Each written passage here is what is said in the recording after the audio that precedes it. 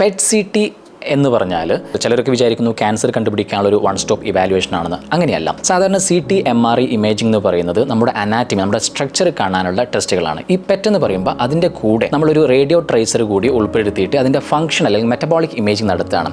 അതായത് പലതരത്തിലുള്ള പെറ്റുണ്ട്. Positron emission tomography CT എന്നാണ് പറയുന്നത്. കോമൺ ആയിട്ടുള്ള FDG പെറ്റ്, ഡോപ്പ പെറ്റ്, ഫാപ്പി പെറ്റ്, അങ്ങനെ കുറേ ഉണ്ട്. സാധാരണഗതിയിൽ FDG18 പെറ്റാണ് യൂസ് ചെയ്യുന്നത്. അതിൻ്റെ മെക്കാനിസം നമ്മുടെ ബോഡിയിൽ ഗ്ലൂക്കോസ് മെറ്റബോളിസം കൂടുതലുള്ള സെല്ലുകളിലേക്ക് ഈ ട്രേസർ പോയിട്ട് അവിടെ നിൽക്കും. അപ്പോൾ നമ്മളത് സ്കാൻ ചെയ്യുമ്പോൾ ആ ഭാഗം കൂടുതൽ ബ്രൈറ്റ് ആയിട്ട് കാണാം. അതുകൊണ്ടാണ് ക്യാൻസറിനുള്ള ഭാഗമൊക്കെ ബ്രൈറ്റ് ആയിട്ട് കാണുന്നത്. അതിൻ്റെ പ്രോബ്ലം എന്ന് വെച്ച് കഴിഞ്ഞാൽ ഈ ഗ്ലൂക്കോസ് കൂടുതൽ എടുക്കുന്ന മെറ്റബോളിസം എടുക്കുന്നത് ക്യാൻസർ മാത്രമല്ല, അവിടെ ഇൻഫ്ലമേഷൻ ഉണ്ടെങ്കിൽ, പഴുപ്പ് ഉണ്ടെങ്കിൽ, നീർവീക്കം ഉണ്ടെങ്കിൽ, ഫ്രാക്ചർ ഉണ്ടെങ്കിൽ ഒക്കെ അവിടെ ഈ ബ്രൈറ്റ് ആയിട്ട് കാണാം. എന്ന് മാത്രമല്ല ക്യാൻസർ ഉണ്ടെങ്കിൽ പോലും അതൊരു 1 സെൻറ്റിമീറ്ററിൽ താഴെയാണെങ്കിൽ ഇത് കാണണമെന്നില്ല. ചില ക്യാൻസറുകൾക്ക് ഈ മെറ്റബോളിസത്തിൻ്റെ ഇഫക്റ്റ് ഉണ്ടാവണമെന്നില്ല. അപ്പോഴെന്താണെന്ന് വെച്ച് കഴിഞ്ഞാൽ ചില മ്യൂസിനസ് ടൈപ്പ് ക്യാൻസറുകളൊന്നും അത് കാണുന്നില്ല. അതായത് എല്ലാ ക്യാൻസറുകളും കണ്ടുപിടിക്കാനുള്ളൊരു വൺ സ്റ്റോപ്പ് ടെസ്റ്റ് ഒന്നും അല്ല പെറ്റ് CT. സാധാരണഗതിയിൽ നമ്മളത് ഉപയോഗിക്കുന്നത് ക്യാൻസർ കണ്ടുപിടിച്ച ആളുകൾക്ക് സ്റ്റേജ് ചെയ്യാൻ വേണ്ടി, അല്ലെങ്കിൽ ക്യാൻസർ ആണെന്ന് ഒരുപാട് സംശയമുള്ള ആളുകൾക്ക് അതൊന്ന് ക്യാരക്ടറൈസ് ചെയ്യാൻ വേണ്ടിയാണ് പെറ്റ് യൂസ് ചെയ്യുന്നത്.